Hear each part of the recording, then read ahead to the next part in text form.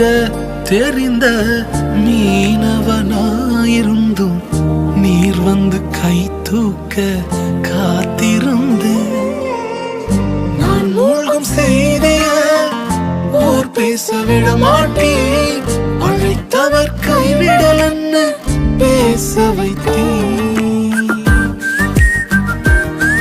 என் துதிகள் ஓயாது, என் துதிகள் ஓயாது, என் துதிகள் ஓயாது. கைவிடத் தெரியாதவரை விட்டு ஓட முடியாது. உம்மை விட்டா நம்புவதற்கு வேற யாரும் கிடையாது.